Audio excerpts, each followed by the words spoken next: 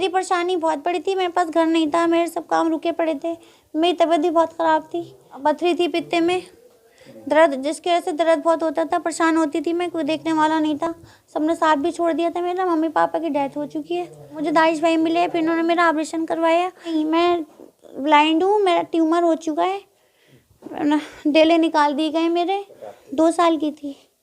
मेरा नाम दानिश खान है, मैं सोशल एक्टिविस्ट हूँ, समाज सेवक, साथी वेलफेयर सोसाइटी का फाउंडर एंड सेक्रेटरी हूँ मैं। और हम बहुत टाइम से काम कर रहे हैं, लेकिन नॉन प्रैक्टिकली तरीक़े से तो लगातार हमारा काम चल रहा है, क्योंकि हम कोशिश करते हैं किसी की खिदमत हो सके। और अब हमने अपनी एनजीओ भी रजिस्टर्ड करा रखी है, उसके ताल्लुक़ से एनजीओ के बैनर तले बहुत टाइम से काम करते आ रहे हैं। अब तक 950 बच्चों के एडमिशन करा चुके हैं, लगभग 152 ऑपरेशन करा चुके हैं, और भी मुख्तलिफ जो सरकार की सुविधाएं जनता तक पहुंचाने का काम है वो भी हम लगातार करते रहते हैं। देखिए, ये नाबीना औरत हैं, हमारे पास मुख्तलिफ लोगों से मुलाकात होती रहती है, हम लोगों के काम करते रहते हैं। लगभग रामपुर में 7,000 से ज़्यादा लोग डायरेक्ट तौर पे हमसे फ़ायदा उठा चुके हैं। लेकिन इसी ताल्लुक़ से ये भी औरत थी, हमसे मुलाकात हुई थी, कुछ परेशानियाँ थी, कुछ इनका इलाज वगैरह होना था, ऑपरेशन होना था, वो उस मालिक ने कराया था आप सब लोगों की मदद के बदौलत। उसके बाद में इनका पूरे परिवार ने, इनके कुछ पूरे रिश्तेदारों ने साथ छोड़ रखा था, जिसकी बिना पे ये बहुत ज़्यादा परेशान थी और लगभग 1,000 रुपये के किराए पर रहा करती थी। उसमें भी कुछ इनके साथ परेशानियाँ आई, तो ऑपरेशन के लगभग हमें 2-2.5 महीने के बाद हमें कॉल करके इमीडिएटली बुलाएगा कि हमारी 2 मिनट को बात सुन लो, तुमने इतना काम किया है, हमारे लिए 2 मिनट को और बात सुन लो। हम पहुँचते हैं तो देखते हैं वहाँ मामला कुछ और था, कुछ किराया रुका हुआ था, कुछ मुख्तलिफ मसले थे, मतलब वही कमज़ोरी के मामलात थे।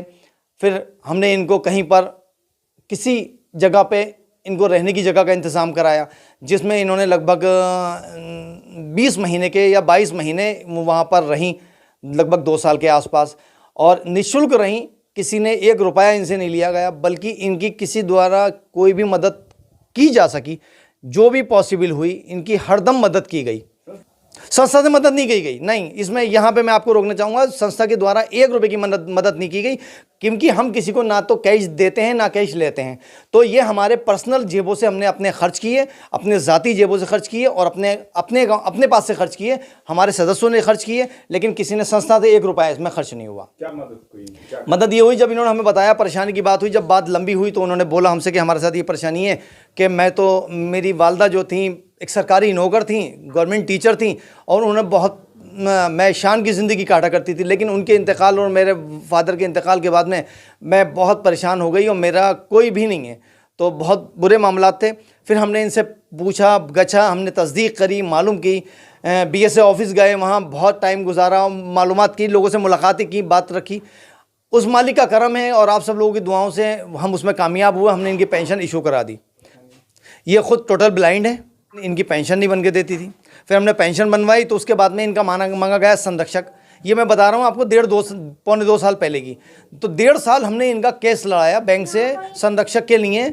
जब हमने संरक्षक का इनकी रिक्वायरमेंट की उन्होंने, तो हमने 1.5 साल केस लड़ने के बाद संरक्षक बना, और संरक्षक बनने के बाद में इनको जो रुका हुआ पैसा था वो पैसा मिला, प्लस इनकी पेंशन में गई। आज ये आत्मनिर्भर है। और एक बात बताना चाहूँगा, जो ये किराए के घर पे या किसी के द्वारा सपोर्ट किए हुए घर पे रहती थी, आज ये इनको किसी की ज़रूरत नहीं है। आज ये अपने घर की खुद मालकिन है, खुद मुख्तियार हैं। और मैं आप के सामने दिखलाना चाहूँगा, मैं इनको पेपर देने आया हूँ, इनके नाम की रजिस्ट्री है, इन्हीं को पेपर देने आया हूँ। कहाँ पर घर दिलाया इनको? ये पंखों, ये यहाँ पर तीतर वाली पाखड़ पे हमने घर दिलवाया है इनको। जी, तीतर वाली पाखड़ पे, फौजी वाली चक्की के पास। आपको क्या फ़ायदा हुआ?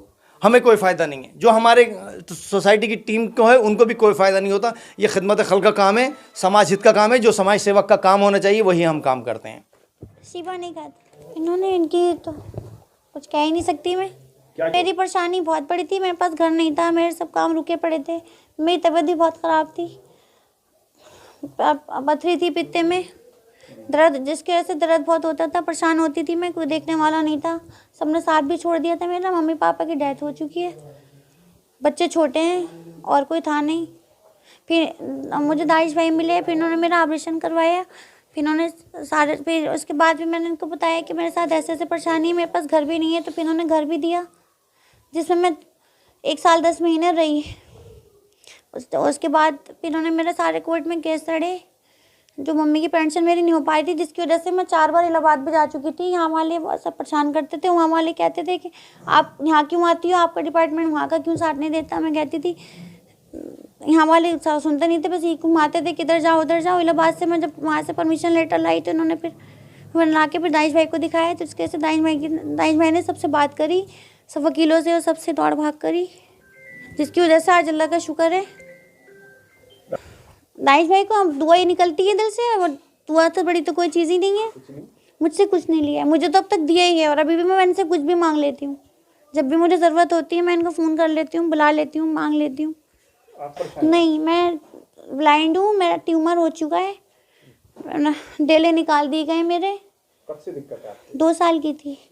अब तो अल्लाह ने कर दिया सहारा। अब तक तो इससे पहले ये था कि अल्लाह के सहारे थी, आप ही लोग सब हेल्प करते थे, जिससे जो बना दे दिया ले दिया। अपने से अब इतना है, अल्लाह का शुक्र है, मुझे सैलरी मिल रही है, मैं अपना उसमें कर रही हूँ। आज मैं अपने घर में हूँ।